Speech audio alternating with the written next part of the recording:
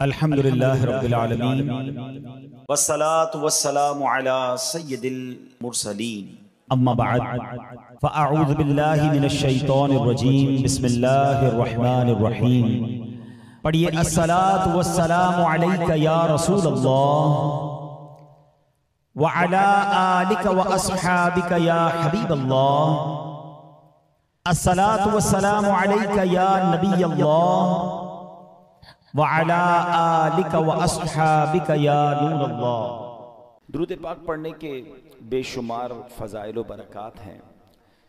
بہت ہی خوبصورت کتاب مکتبۃ المدینہ کی اربعین اتار، اس کی دوسری قسط صفحہ نمبر 11 میں حدیث پاک نمبر 11 ہے، من صلی علی او سأل لی الوسیلۃ حقت علیہ شفاعتی یوم القیامہ۔ میرے آقا فرماتے ہیں جس نے مجھ پر درود شریف پڑھا، اللہ پاک کی بارگاہ میں میرے لیے وسیلے کی دعا کی، قیامت کے دن اس پر میری شفاعت ثابت ہو گئی۔ تو درود پاک پڑھنا یہ شفاعت مصطفیٰ صلی اللہ علیہ وسلم حاصل کرنے کا بڑا پیارا طریقہ ہے، اور بار بار ایک حدیث ہم ہر جمعے کو سنتے ہیں کہ حدیث پاک کا خلاصہ ہے کہ جو جمعہ کے دن 200 بار درود پاک پڑھے اس کے 200 برس کے گناہ معاف کر دیے جاتے ہیں۔ تو یہ دن خاص درود پاک پڑھنے کا دن ہے، جتنا ہو سکے اس دن ہم نے کثرت سے درود پاک پڑھنا ہے، محبت کے ساتھ با آواز بلند درود پاک پڑھ لیں۔ صلو علی الحبیب صلی اللہ تعالی علی محمد صلی اللہ علیہ وسلم۔ الحمدللہ جمعہ کے دن جب بیان ہوتا ہے تو ہماری کوشش ہوتی ہے ہم قرآن مجید فرقان حمید کی خوبصورت پیاری آیتوں کو سمجھیں، تلاوت کریں، اس کی تفسیر جانیں اور قرآن کی باتیں کریں۔ آج ایک بنی اسرائیل کی عجیب و غریب بیماری کا ذکر سنیں گے۔ اللہ نے قرآن مجید میں اس کو بیان کیا، اور بدقسمتی سے وہ بیماری، وہ ڈیزیز آج ہمارے درمیان بھی پائی جاتی ہے۔ تو یوں سمجھیے کہ یہ ہمارے لیے بھی بڑی ریلیونٹ ہے، ہمیں بھی بہت غور سے اس کو سننا ہے کہ کہیں ہم میں سے کسی کے اندر یہ بری بیماری نہ لگ جائے، اور یہ بیماری ان کو کیوں لگی قرآن نے اسے بھی بیان کیا۔ اللہ قریب قرآن مجید میں ارشاد فرماتا ہے، پارہ نمبر 1 ہے، سورہ بقرہ آیت نمبر 74، ارشاد ہوتا ہے بسم اللہ الرحمن الرحیم ثم قست قلوبکم من بعد ذلك فہی کالحجارۃ او اشد قسوہ وَإِنَّ مِنَ الْحِجَارَةِ لَمَا يَتَفَجَّرُ مِنْهُ الْأَنْهَارُ وَإِنَّ مِنْهَا لَمَا يَشَّقَّقُ فَيَخْرُجُ مِنْهُ الْمَاءُ وَإِنَّ مِنْهَا لَمَا يَهْبِطُ مِنْ خَشْيَةِ اللَّهِ وَمَا اللَّهُ بِغَافِلٍ عَمَّا تَعْمَلُونَ۔ اب اس آیت کا ترجمہ کیا ہے؟ آسان ترجمہ قرآن کنز العرفان۔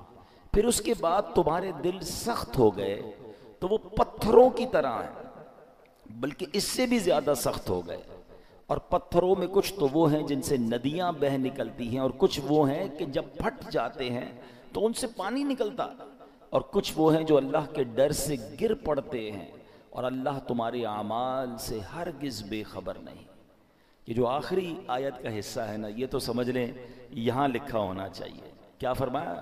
وَمَا اللَّهُ بِغَافِلٍ عَمَّا تَعْمَلُونَ۔ جان لو کہ اللہ تمہارے اعمال سے ہرگز بے خبر نہیں ہے۔ جو کچھ ہم کر رہے ہیں نا سب اللہ دیکھ رہا ہے۔ ہم بعض اوقات لوگوں سے، رشتہ داروں سے، دوستوں سے چھپانے کی کوشش کر رہے ہوتے ہیں، شہر تبدیل کریں گے، علاقہ تبدیل کریں گے، دروازہ بند کر دیں گے، دنیا میں کوئی نہ دیکھ لے۔ بار بار قرآن انڈیکیٹ کر رہا ہے وَمَا اللَّهُ بِغَافِلٍ عَمَّا تَعْمَلُونَ، اور جان لو کہ اللہ تمہارے اعمال سے ہرگز بے خبر نہیں، وہ دیکھ رہا ہے۔ تو کاش یہ خیال دل میں راسخ ہو جائے کہ میں جو کچھ کرتا ہوں، اچھا کر رہا ہوں یا برا کر رہا ہوں، رب دیکھ رہا ہے۔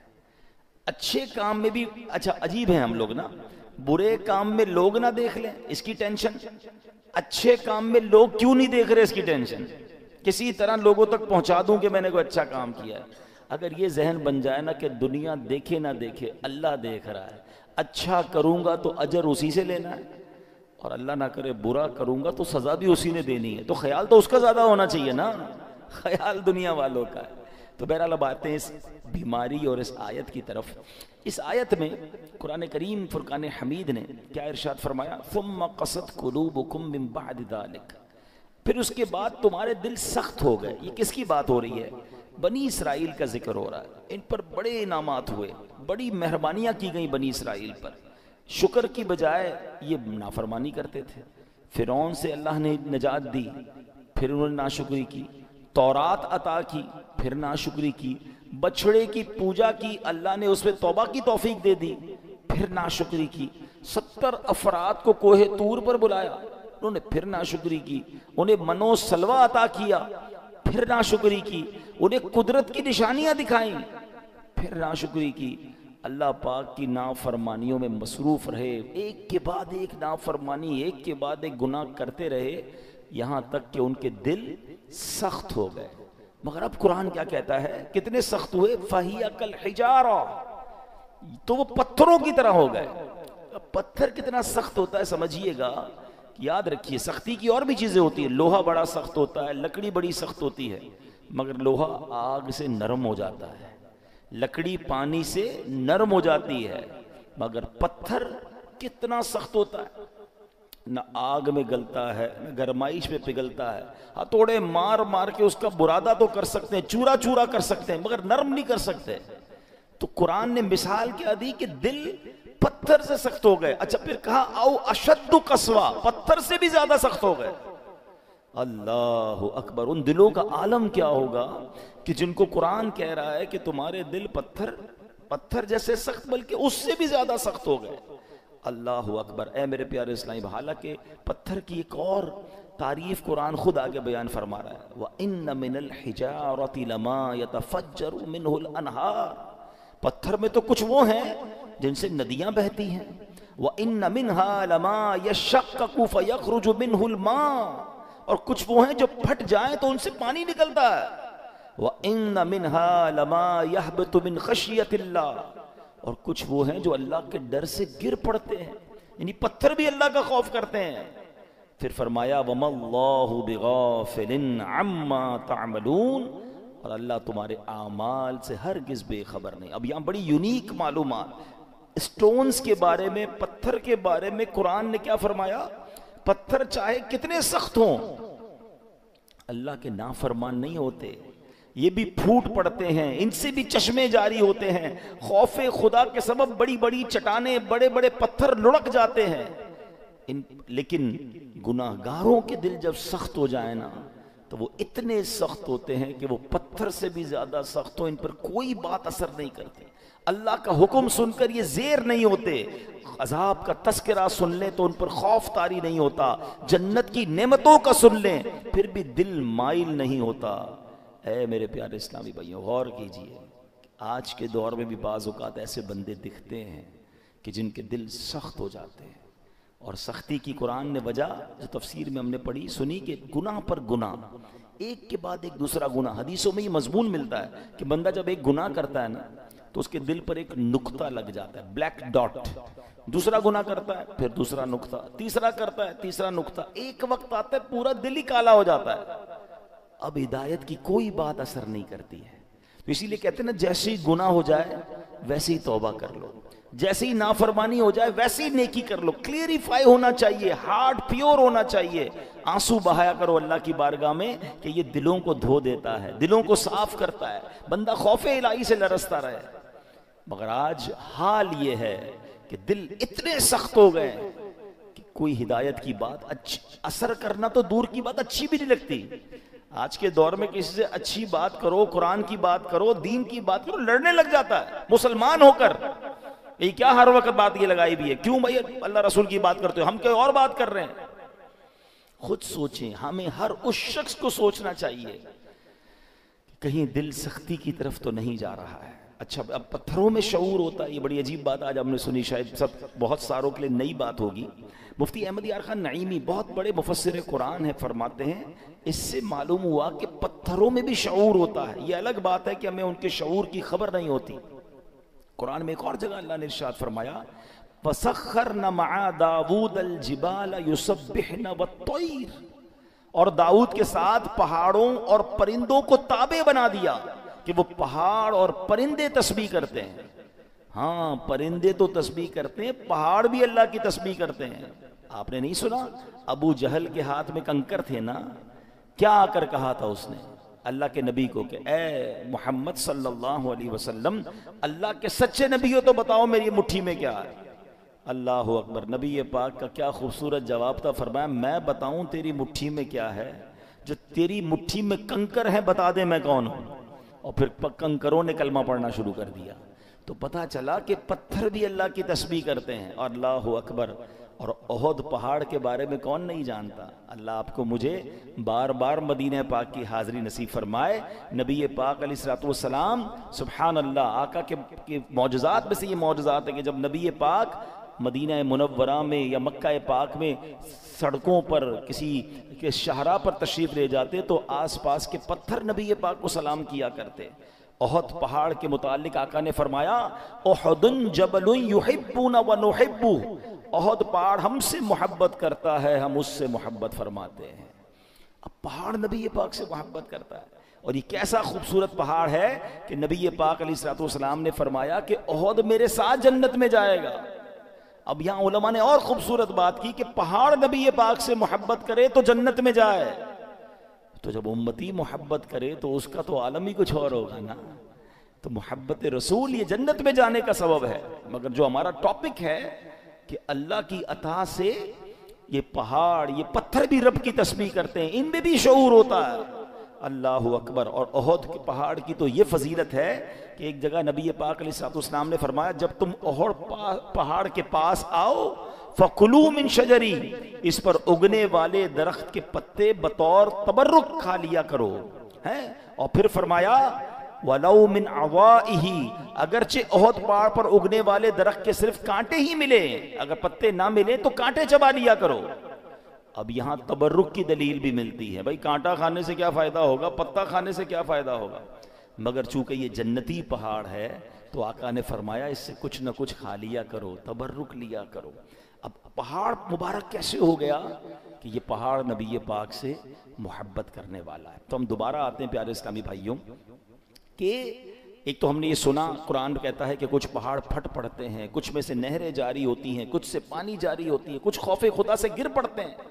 ایک بار امام کشیری ابو القاسم کشیری رحمۃ اللہ تعالی لکھتے ہیں کہ اللہ پاک کے ایک نبی کہیں سے گزر رہے تھے.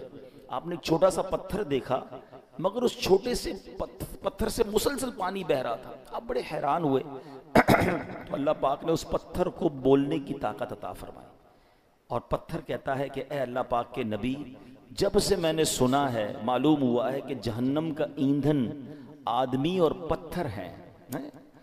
قرآن کہتا ہے نا یا ایھا الذین آمنوا قوا انفسکم واہلیکم نارا وقودها الناس والحجارہ, اے ایمان والو اپنے آپ کو اپنے گھر والوں کو جہنم کی آگ سے بچاؤ جس کا ایندھن آدمی اور پتھر ہے. تو ہم آدمیوں پر تو پتہ نہیں اثر ہوا نہیں ہوا, وہ پتھر کہتا ہے جب سے مجھے معلوم ہوا ہے کہ جہنم میں پتھر ڈالے جائیں گے جب سے میں رو رہا ہوں, جب سے خوف خدا کی حالت سے میری حالت بری ہے. اور یہ جو میرے اندر سے آپ پانی نکلتا دیکھ رہے ہیں یہ خوف خدا کے باعث ہے. آپ اللہ کے نبی تھے, آپ نے اللہ کی بارگاہ میں دعا کی اور اللہ پاک نے یا اللہ اس پتھر کو جہنم سے محفوظ فرما دے. دعا قبول ہو گئی. آپ چلے گئے کہیں, واپس آئے تو پھر اس پتھر سے پانی نکل رہا تھا. تو آپ نے کہا کہ اب تو تمہیں جہنم سے آزادی کی خوشخبری مل گئی, پھر کیوں رو رہے ہو؟ پتھر کو اللہ نے پھر قوت گویائی دی. کہتا ہے ذالک کان بکاء الحزن والخوف وہذا بکاء الشکر والسرور. کہتے حضور پہلے جو آنسو تھے وہ غم اور تکلیف کے تھے, اب جو آنسو ہیں وہ خوشی کے آنسو ہیں کہ اللہ نے جہنم سے آزاد کر دیا. تو یہ اللہ کی مخلوقات ہیں. اللہ پاک یہ دنیا میں ہر طرف رب کا ذکر ہو رہا ہے. یہ اشرف المخلوقات کہلانے والا ہی غافل ہو جاتا ہے. حالانکہ ہم مجھے اور آپ کو بنایا ہی اللہ کی عبادت کے لیے. دیکھیں نا ہر چیز کے بارے میں ہم یہ جاننے کی کوشش کرتے ہیں what is the reason of the creation. Mobile کیوں بنا ہے؟ بات کرنے کے لیے بنا. اگر اس میں بات کرنے کی صلاحیت ختم ہو جائے, کوئی فنکشن نہ چلے, کیا کریں گے؟ موبائل کا گاربیج کر دیں گے نا.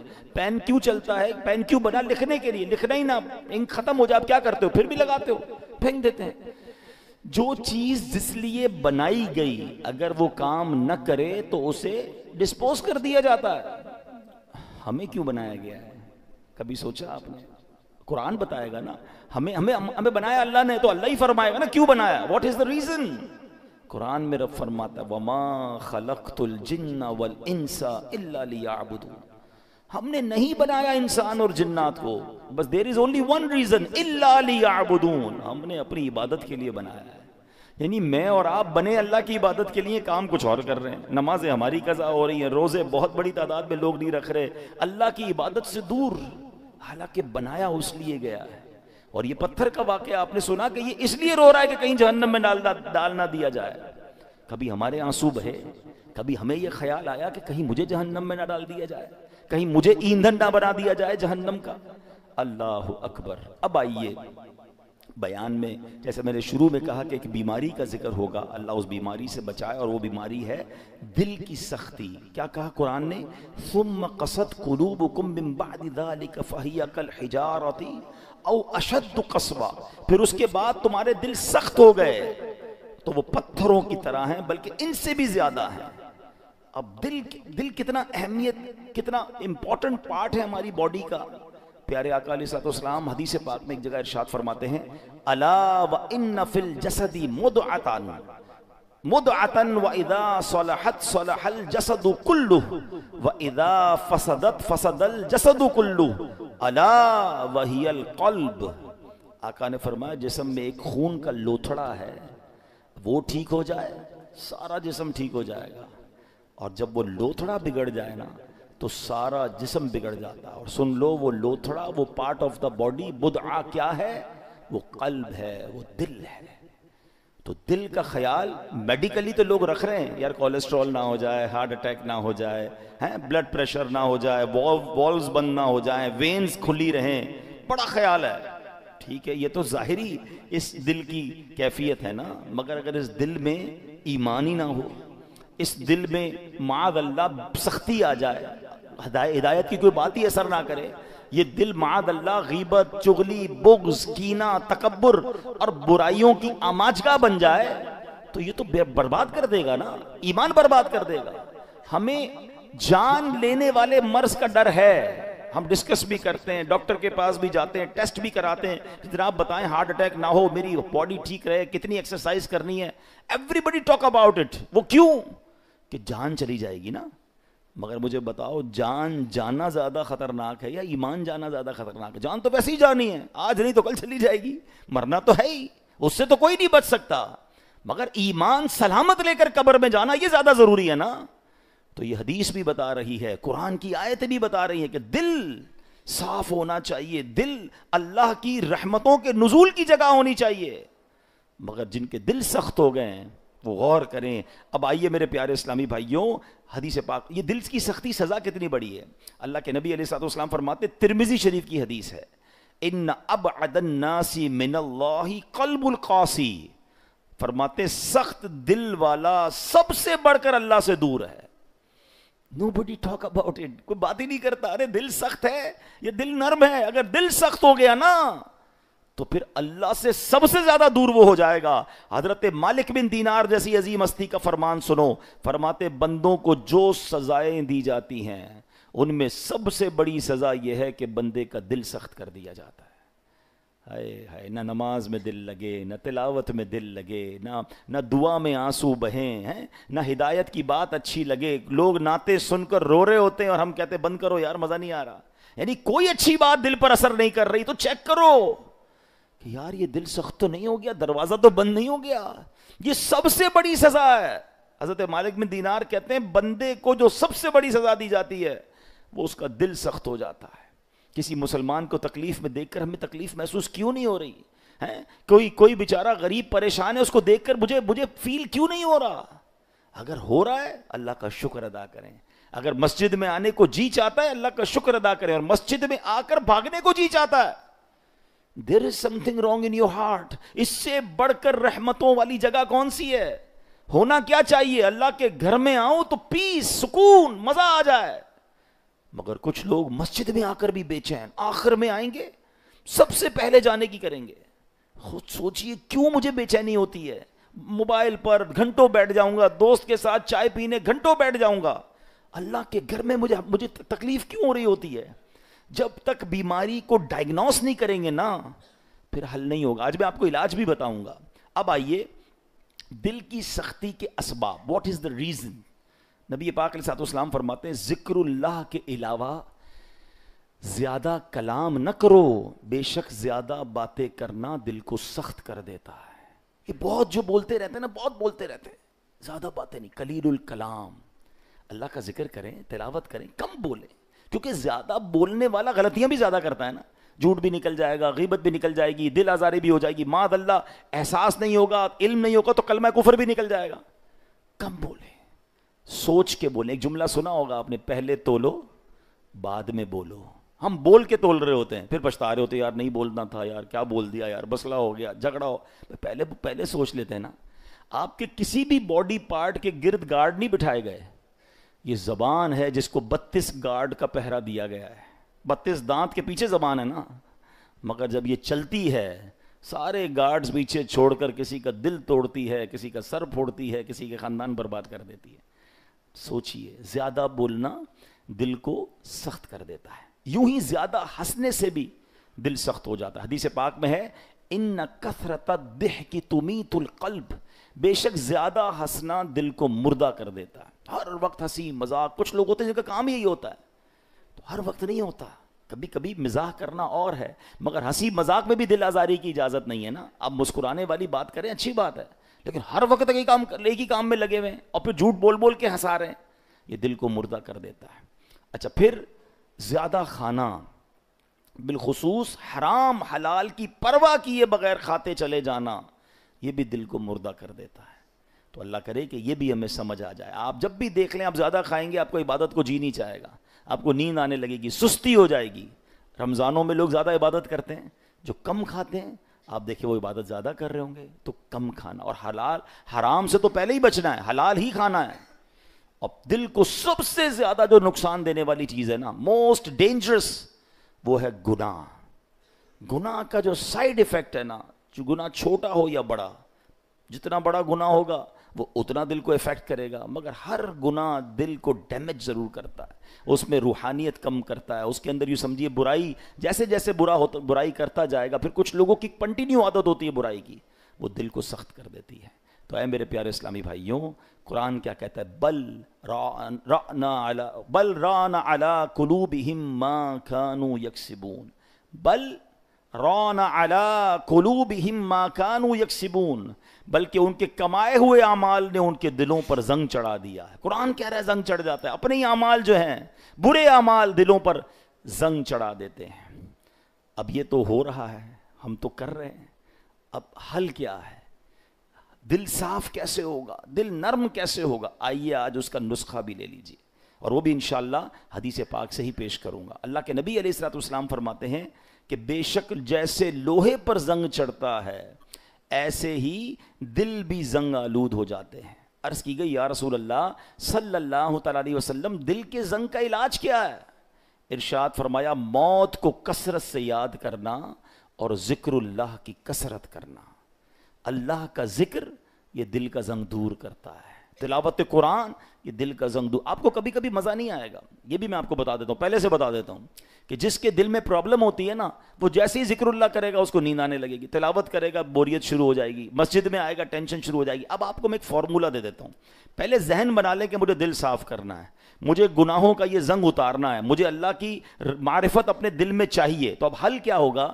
اب اس کو دنیا کی اگزامپل سے سمجھاتا ہوں. مثال کے طور پہ کسی کو بخار ہو جائے ہیں اور کوئی وائرس لگ جائے، کھانا اچھا نہیں لگے گا، پانی اچھا نہیں لگے گا، چائے اچھی نہیں لگے گی، جوس اچھا، گھر والے بیچارے سوپ بنا کے دیں گے، نہیں کھانا ہے، منہ کڑوا ہو جاتا ہے. اب کیا کرتے ہیں؟ اچھا نہیں لگتا پھر بھی کھاتے ہیں.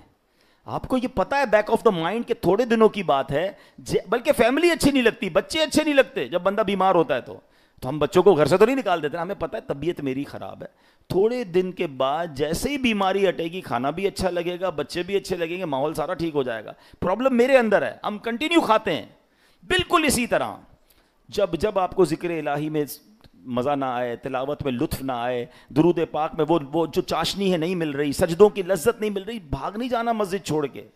عبادت کرنا چھوڑ نہ دیں، تسبیح رکھ مت دیجیے گا. یہ بیماری ہے جو آپ کو نہیں کرنے دے رہی، آپ کنٹینیو کرتے رہیں. ایک وقت آئے گا دل کا زنگ دور ہوگا، ہر ذکر الہی آپ کو مزہ دینے لگے گا، ہر سجدے میں آپ کو معرفت ملنے لگے گی، ہر تلاوت کا ذوق آپ کو ملتا رہے گا، آپ دعا کے لیے ہاتھ اٹھائیں گے آپ کے آنسو بہنا شروع ہو جائیں گے، کیونکہ اس ٹائم تک آپ کو یہ کرنا پڑے گا تاکہ یہ دل کا زنگ دور ہو جائے۔ اور جب اللہ کے نبی نے فرما دیا ہے کہ موت کو کثرت سے یاد کرنا اور ذکر الہی دلوں کے زنگ کو دور کرتا ہے، ایک اور پرابلم یہ ہے ہم موت بلائے بیٹھے ہیں، ہمارے سامنے جنازے اٹھ رہے ہیں، ہمارے سامنے لوگ دنیا سے جا رہے ہیں، ہم قبرستان جاتے ہیں وہاں بھی لوگ فون پہ مستی مذاق کر رہے ہوتے ہیں۔ ارے پہلے کا دور کیسا تھا، جب جنازہ ہوتا تھا نا میت کے رشتہ دار کو ڈھونڈنا مشکل ہو جاتا تھا، لوگ کہتے کیسے ڈھونڈے، سارے ہی رو رہے ہیں، اور سب کیوں روتے تھے؟ ان کو میت سے اتنا پیار نہیں ہوتا تھا، سب کو اپنی موت یاد آتی تھی، وہ قبرستان دیکھ کر سمجھ جاتے تھے کہ ہم نے جانا ہے، مگر ہم موت بھلائے بیٹھے ہیں۔ کبھی کبھی ان چیزوں کو یاد کرنا چاہیے۔ آگے سنیے، پیارے آقا علیہ الصلوۃ والسلام کی ایک مرتبہ ایک عورت نبی پاک بی بی عائشہ صدیقہ رضی اللہ تعالیٰ عنہ کی خدمت میں حاضر ہوئی، دل کی سختی کی شکایت کی۔ حضرت عائشہ نے فرمایا اکثری من ذکر الموت، موت کو کثرت سے یاد کرو۔ چند دن کے بعد وہ عورت آئی اور بی بی عائشہ کا شکریہ ادا کرتی ہیں، کہتی ہیں حضور جب سے میں نے موت کو یاد کرنا شروع کیا یہ بات رنگ لائی ہے، میری دل کی سختی دور ہو گئی ہے۔ تو کاش ہمیں یاد آئے، کبھی کبھی ویسے ہی قبرستان چکر لگا لیا کریں، دعا پڑھنے چلے جائیں، اندازہ ہو کہ دیکھو کون کون چلا گیا، کسی کا بڑا محل تھا، کسی کا ڈیفینس میں بنگلہ تھا، ڈیفینس کے قبرستان ہی چلے جائیں تو ڈیفینس میں رہنے والے وہاں تدفین ہے نا۔ ایک اور چیز سمجھا کریں آپ، دنیا میں اور آپ ایک سیکوینس کے ذریعے آئے ہیں، پہلے میرے دادا آئے ہیں، پھر میرے والد آئے ہیں، پھر میں آیا ہوں، پھر میرے بچے آئے ہیں، پھر ان کے بچے، یہ سیکوینس ہے نا۔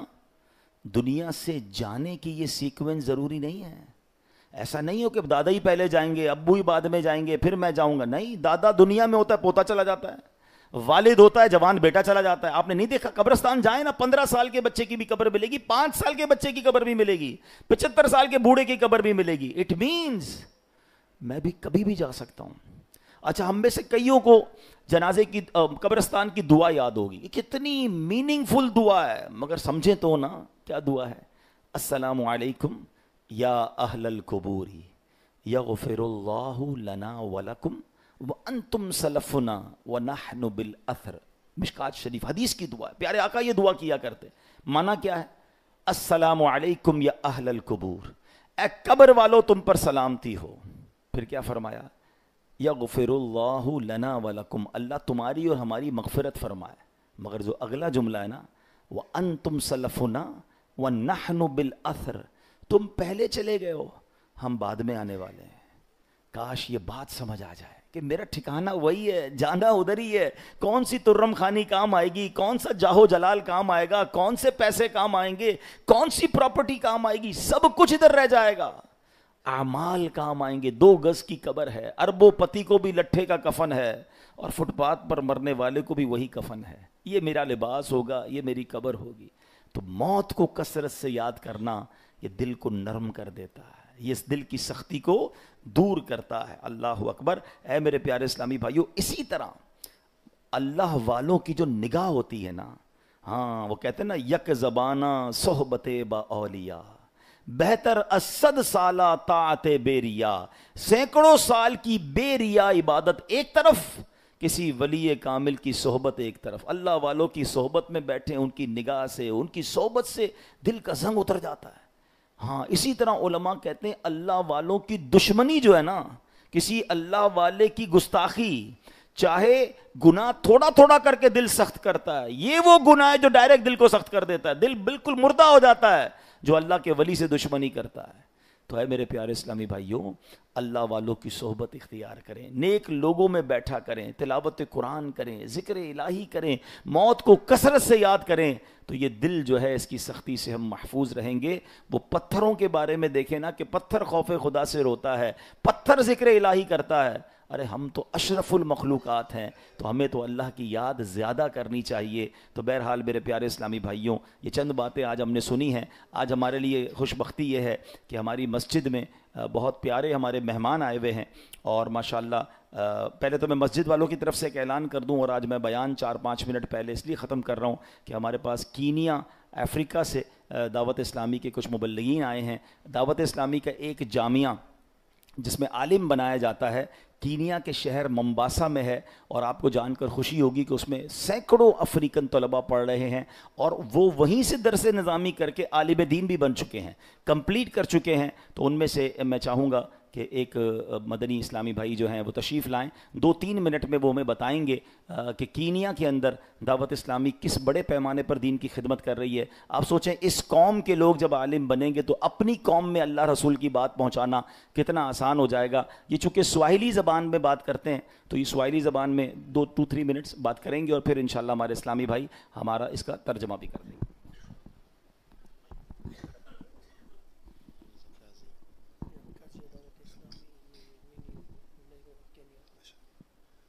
بسم الله الرحمن الرحيم الحمد لله والصلاة والسلام على رسول الله صلى الله عليه وسلم. Ndugu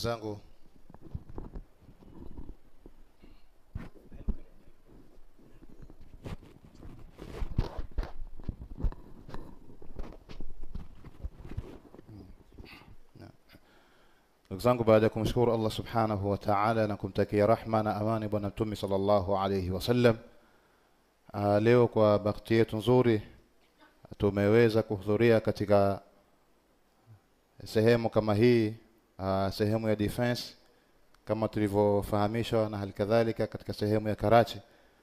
Tumshukuru Allah subhanahu wa ta'ala kwa sababu ya kuhudhuria sehemu kama hii ambao ndani yake apatikana mtu mzuri katika ulimwengu kama huu, Sheikh Tariqat Amir Ahli Sunnah. Mimi hupenda kusema kila siku kwamba shukuri ya da'wati Islami, shukuri ya Amir Ahli Sunnah, kwa sababu Amir Ahli Sunnah na da'wati Islami kwa jumla imefanya kazi kubwa sana katika ulimwengu. Leo kwa sababu hii sisi kutoka Afrika tuko hapa mbele yenu, hasa katika Afrika ya Mashariki, nchi ya Kenya. Da'wati Islami walillahi alhamd inafanya kazi kubwa sana katika nchi ya Kenya. Ndani ya nchi ya Kenya tuna Jamiatul Madina katika sehemu ya Mombasa, na kuna wanafunzi wengi ambao wasoma katika Jamiatul Madina, na halikadhalika tuna Madrasatul Madina ambao ndani yake wanafunzi wengi, vijana wengi wameweza kuhifadhi Qur'anil Karim. Na halikadhalika katika sehemu ya Nairobi tuna Jamiatul Madina na tuna Madrasatul Madina ambao ndani yake vijana wanasoma ulumu sharia, na halikadhalika wanaweza kuhifadhi Qur'ani. Na katika sehemu ya Kenya kwa jumla tuna sehemu kama Kwale County ambao ndani yake pia tuna madrasa ambao watoto wanasoma pale ndani ya madrasa kama ile, na tuna kafila ambazo kwamba zinasafiri kwa sababu ya kufanya kazi ya kulingania waja wa Allah subhanahu wa ta'ala. Kwa hiyo ndugu zangu, da'wati Islami si katika sehemu ya nchi ya Pakistani peke yake. Da'wati Islami walillahi alhamd, da'wati Islami inafanya kazi kubwa sana katika ulimwengu. Katika ulimwengu da'wati Islami inafanya kazi kubwa sana. Kwa sababu hii ndio maana sisi tumetoka katika nchi ya Afrika, na leo walillahi alhamd tuko mbele yenu na tuko chini ya da'wati Islami, na halikadhalika sisi ni muridini wa Sheikh Tariqat Amir Ahli Sunnah. Kwa hiyo da'wati Islami inafanya kazi katika dunia nzima, walillahi alhamd.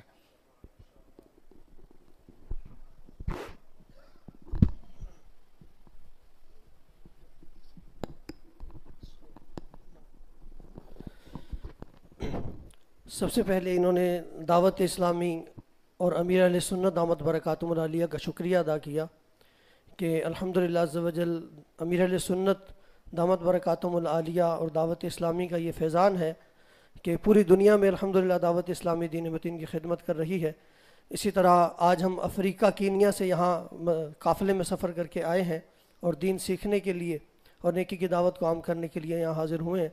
अल्हम्दुलिल्लाह अज़्ज़ व जल दावत इस्लामी ऐसा नहीं है कि सिर्फ़ पाकिस्तान में दीन मतीन की खिदमत कर रही है, बल्कि दावत इस्लामी अल्हम्दुलिल्लाह अज़्ज़ व जल दुनिया भर में दीन इस्लाम का काम कर रही है। और इसके साथ साथ कीनिया के अंदर अल्हम्दुलिल्लाह अज़्ज़ व जल अज़ीमुश्शान दावत इस्लामी का दीनी काम है। और कीनिया का शहर मोम्बासा है जहाँ पर जामियातुल मदीना है, उसमें अल्हम्दुलिल्लाह अब तक 40 से ज़ायद उलमा जो है वो बनकर तैयार हो चुके हैं। और दीगर मुल्कों के अंदर और कीनिया के दीगर शहरों में अल्हम्दुलिल्लाह अज़्ज़ व जल امامت کی صورت میں، تدریس کی صورت میں الحمدللہ دین متین کی خدمت کر رہے ہیں۔ اور اس کے علاوہ کئی حفاظ الحمدللہ عز و جل ممباسا مدرسۃ المدینہ سے حفظ کر کے آگے مدرس ہیں، دیگر کو حافظ قرآن بنا رہے ہیں۔ اور اسی طرح الحمدللہ نیروبی جو کہ کیپٹل ہے کینیا کا، وہاں پر بھی جامعۃ المدینہ قائم ہے، مدرسۃ المدینہ قائم ہے۔ اس کے علاوہ کینیا کے اندر الحمدللہ عز و جل دعوت اسلامی کے 15 سے زائد سینٹرز قائم ہیں الحمدللہ، جہاں پر بچوں کو قرآن پاک کی تعلیم مفت دی جاتی ہے، عالم کورس بھی ہے، اور دیگر انداز میں الحمدللہ عز و جل دین اسلام کی خدمت ہو رہی ہے الحمدللہ۔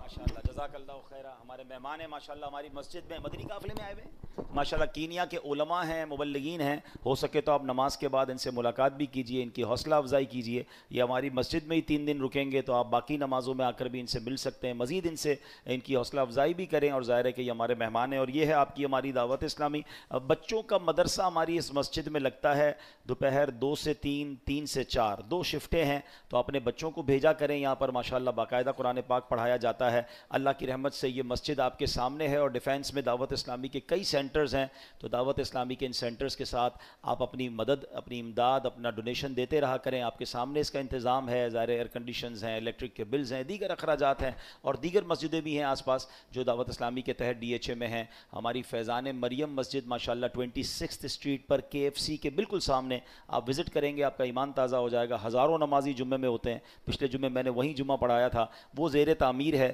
تو جو اللہ کا گھر بنانا چاہتے ہیں وہاں بھی کافی یوں سمجھے کہ ڈونیشن کی ضرورت ہے، تو یہ آپ کی دعوت اسلامی ہے کہ آپ کے سامنے ماشاءاللہ آپ دیکھ رہے ہیں یہ مسجد میں 2 جمعے ہوتے ہیں، اور دونوں جمعے فل ہوتے ہیں، بعض اوقات تو لوگ آخر میں لیٹ ہو جاتے ہیں تو پریشان بھی ہوتے ہیں۔ دعا بھی کریں اللہ اس جگہ کی ایکسٹینشن میں بھی ہماری مدد فرمائے۔ تو آپ سب اپنی دعوت اسلامی کے ساتھ، بالخصوص DHA میں باہر ہمارا اسٹال بھی لگا ہے، تو آپ امداد کر